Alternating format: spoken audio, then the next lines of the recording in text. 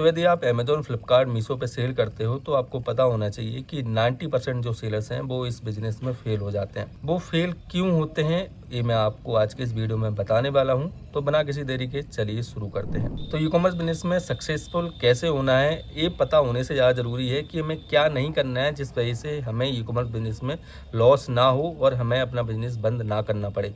तो यदि आपको ये चीज़ें पता है तो आप ऑलरेडी सक्सेसफुल आज नहीं तो कल ई-कॉमर्स बिज़नेस में हो ही जाएंगे। तो सबसे पहली गलती होती है प्रोडक्ट सिलेक्शन की, क्योंकि सबसे ज़रूरी होता है कि आप क्या ई-कॉमर्स पे सेल करने वाले हैं। क्योंकि अमेज़ॉन पे यदि आप कॉम्पिटिटिव प्रोडक्ट लेके जाते हैं, जैसे ब्यूटी कैटेगरी में जाते हैं, तो उसमें कंपटीशन काफ़ी ज़्यादा हाई रहता है। और अमेज़ॉन पे इनिशियली आपको बिल्कुल भी ऑर्गेनिक सेल नहीं आती है, उसके लिए आपको रिव्यूज़ लाने पड़ते हैं, एडवर्टीजमेंट चलाने पड़ते हैं।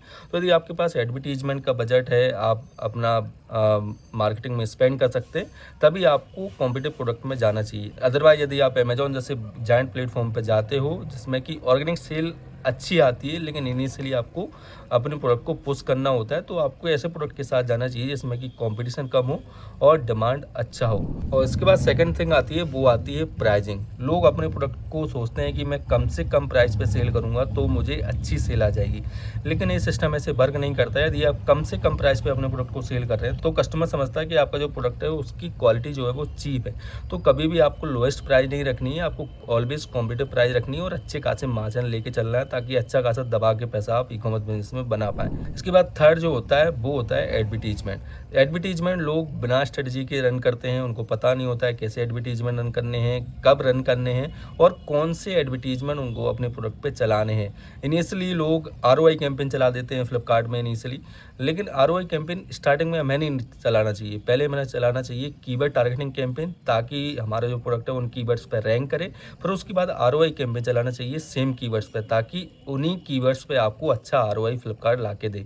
तो एडवर्टीजमेंट की स्ट्रेटजी यदि आपको नहीं पता है तो पहले एडवर्टीजमेंट की स्ट्रेटजी समझिए, सीखिए, उसके बाद एडवर्टीजमेंट रन कीजिए। इसके बाद चौथी जो सबसे बड़ी गलती होती है जो ई-कॉमर्स सेलर करते हैं वो है कि आप अपने नंबर ऑफ ऑर्डर देखते हैं, लेकिन प्रॉफिट नहीं देखते हैं कि एक्चुअल में आपको कितना प्रॉफिट हो रहा है, कितने आपको रिटर्न्स आ रहे हैं, कितने कस्टमर रिटर्न आ रहे हैं, कितने प्रोडक्ट आपके डैमेज हो रहे हैं। जिस वजह से एट द एंड जब आप 1 साल, 1.5 साल बाद देखेंगे या फिर 6 महीने बाद देखेंगे तो आपको लगता है कि इतने सारे प्रोडक्ट मैंने सेल कर दिए लेकिन पैसा तो मेरे पास दिख ही नहीं रहा है, जो कि एक्चुअल होता है क्योंकि आपको पता नहीं है कि आप एक प्रोडक्ट पे कितना पैसा बना रहे हैं। तो आपको नंबर्स ऑफ ऑर्डर नहीं देखने, आपको नंबर ऑफ प्रॉफिट कितना आप जनरेट कर रहे हैं वो एक्चुअल आपको पता होना चाहिए। यदि नहीं पता है तो उसके लिए मैंने सेपरेट वीडियो बनाया, आई बटन में आपको शो हो रहा होगा, वहाँ से आप चेकआउट कर सकते हैं। इसके बाद नेक्स्ट सबसे ज़्यादा बड़ी गलती होती है वो है पेशेंस।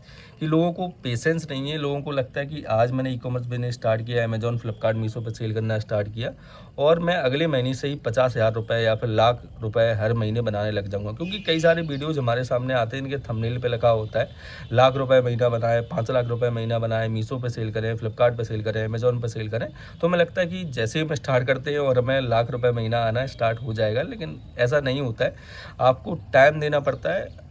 कितना टाइम, तो मैं आपको कहूँ कि मिनिमम 1 से 2 साल आपको देना पड़ेगा, तब आप ई-कॉमर्स में 2-3 लाख रुपए महीना ईज़िली बना पाएँगे।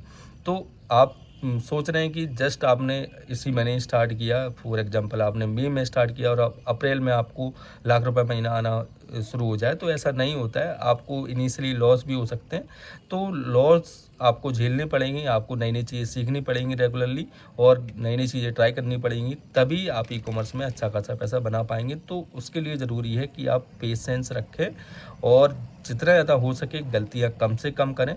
तो आज के इस वीडियो में इतना ही। यदि आपको वीडियो हेल्पफुल लगी है तो इस वीडियो को लाइक ज़रूर कर दीजिएगा। सो मिलते हैं अगली वीडियो में।